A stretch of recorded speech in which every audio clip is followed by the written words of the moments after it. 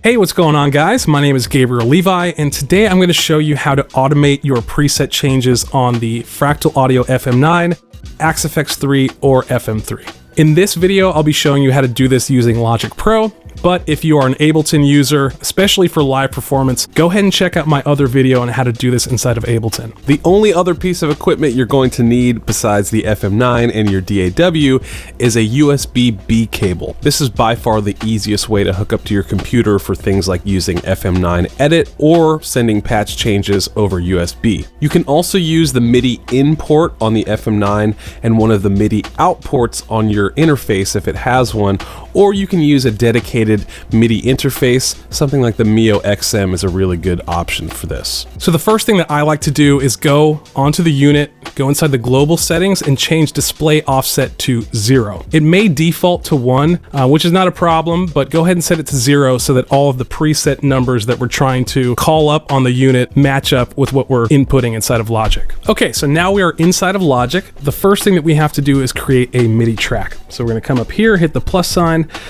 select MIDI, and make sure that this is set to external MIDI. That's going to give us the option to select the device from this drop-down menu.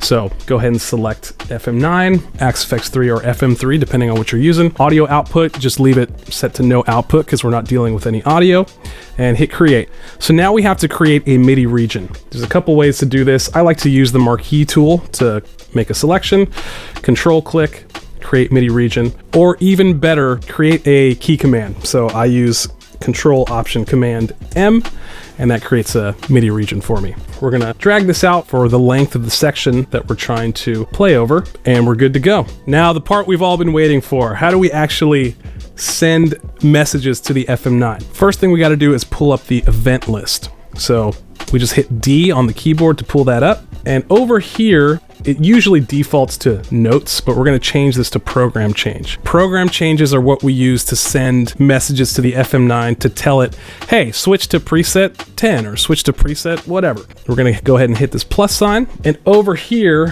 where it says value, that's what's going to change the preset. So if we look at the FM9, I'm going to change this to, let's say, preset 10. We're going to watch it change from 0 to 10.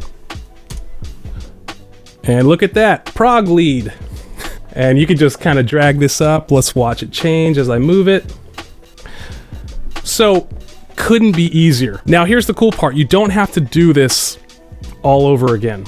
We can take this region and we're just gonna copy and paste it. And now, when I click on this, all we gotta do is change this to, let's say, 44. Let's copy that one more time. Let's change this to 62. And this one, 97. Now, in theory, if I hit play, we should be able to watch this as it switches through the presets. Let's check it out.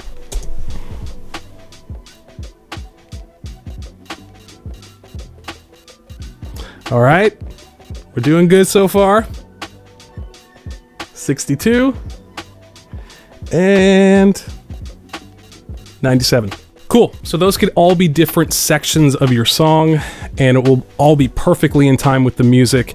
It's awesome. But what if we need to change scenes? Because when we're playing live, that's typically what we're doing. We're not really switching presets, we're going between scenes. In order to access scenes, we need to send control changes to the FM9. And it's all gonna be done in the same menu right here. We just need to come over here and change this from program change to controller. And I'm gonna come over here to measure 3. And we're gonna choose controller. We're gonna hit the plus sign. Now, all of the Fractal units send MIDI control changes over channel 34. And so we're gonna have to come over here to where it says modulation, and we're gonna select 34. I believe this number can also be changed in the global setting, but I've always used channel 32 because that's what it was set to by default on the FX2, and so I've just kind of always stuck with it. You can change this to whatever you want, but make sure to also change it on the hardware. One really important thing to remember is that scenes do have a display offset of 1. So if we need to access scene number 1, we actually need to input a value of 0 in order to call up scene number 1. So that means if we want to call up scene number 2, this value has to just go up 1. So a value of 1 inside of Logic is going to call up scene number 2 on your unit. And I will demonstrate just so that makes a little bit more sense. We're gonna leave this first bit to scene number 1. I'm gonna go ahead and copy and paste this, and I'm gonna change this value to 1, which means we're gonna access scene number 2. So I'm gonna repeat that process, drag this over. Let's go ahead and change this to 2, which is gonna give us scene 3. And one more time, let's change this value to 3. And that'll give us scene number 4. So now when I hit play, we should see it cycle through scenes 1 through 4. Let's check it out. Trem off, trem on, something, more breakup, and then drive effects. Awesome. So I almost forgot one very important step, which is how do you access those higher preset numbers? Let's say I wanted to call up preset 128. Let's see what happens when I put that in. Doesn't let me go any higher than 127. So the way that the presets work in these fractal units is you have a bank which contains a total of 128 presets. In order to access those higher banks, we need to change this value right here from 0 to 1. Okay, so whoop, let's try that again. 0 to 1. So now what we've done is we've moved from bank 1 to bank 2. And now we're on preset number 127 inside of bank 2, which puts us on preset number 255. But if I set this to 0, now we have a preset 128.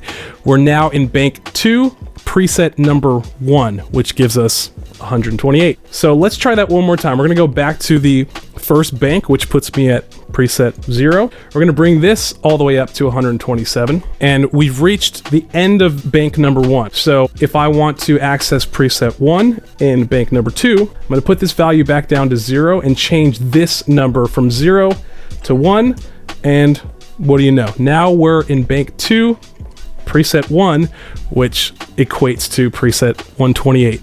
This part was a little bit confusing for me, so watch this a couple times if you need to, but that's how you get into those higher preset numbers. Fractal Audio also includes MIDI reference tables in their manual, so go ahead and check those out in case you want to learn about this in more detail. So that's how you automate your preset changes and scene changes on the FM9, Axe FX3, or FM3. And this will work for pretty much any MIDI device, so don't limit yourself to just the Fractal products. This could be your pedals that use MIDI. This could be keyboards that we have on stage. This could be digital mixers that change your in-ear monitoring settings as you play. A lot of possibilities with this type of approach. So I hope this helps you guys out, and we will see you in the next one.